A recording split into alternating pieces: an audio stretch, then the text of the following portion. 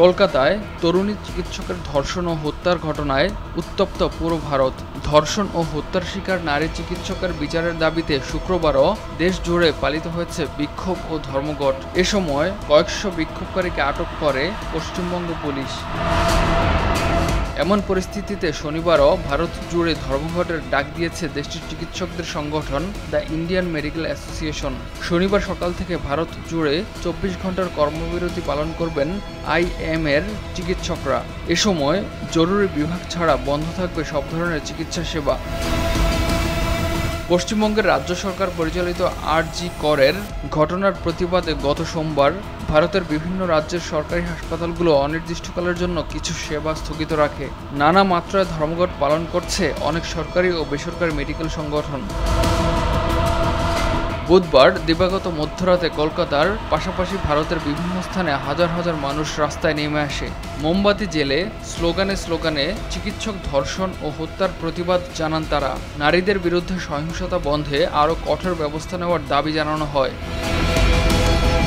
গত শুক্রবার উত্তর কলকাতার আর.জি. কর মেডিকেল কলেজ হাসপাতালের সভাকক্ষে এক নারী চিকিৎসকের মরদেহ পাওয়া যায়। সেদিন রাতে দীর্ঘ কর্মঘণ্টা শেষে ওই নারী চিকিৎসক বিশ্রাম নিতে যান, আর সে সময়ই নৃশংসতার শিকার হন ওই নারী চিকিৎসক। ময়নাতদন্তের প্রতিবেদন বলছে ৩১ বছর বয়সী শিক্ষানবী নারী চিকিৎসককে ধর্ষণের পর হত্যা করা হয়। ঘটনায় কলকাতার পাশাপাশি সারা ভারতের চিকিৎসকেরা বিক্ষোভে ফেটে পড়েন। চিকিৎসকদের পাশাপাশি বিক্ষোভে যোগ দিচ্ছেন কবি সাহিত্যিক, অভিনয়শিল্পী সহ নানা মাধ্যমের সংস্কৃতিকর্মীরাও। আদালতে ভুক্তভোগী নারী চিকিৎসকের বাবা মার করা এক আবেদনে বলা হয়, ওই নারী চিকিৎসক দলবদ্ধ ধর্ষণের শিকার হয়েছেন।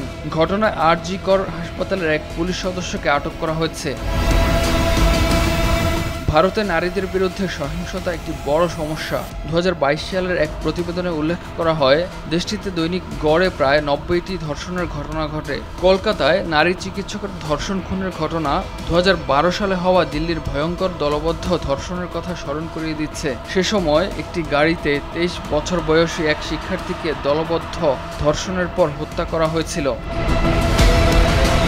সেই ঘটনার পর দিল্লি সহ ভারতের নানা জায়গায় অনেক দিন ধরে চলে বিক্ষোভ। কোনো স্থানে বিক্ষোভ রূপ নেয় সহিংসতায়। পরে তৎকালীন সরকার ধর্ষকদের জন্য কঠিন শাস্তির বিধান রেখে নতুন আইন করে। একই ধর্ষক পুনরায় ধর্ষণ করলে মৃত্যুদণ্ডের বিধান রাখা হয়। ইমতিয়াজ আহমেদ, RTV।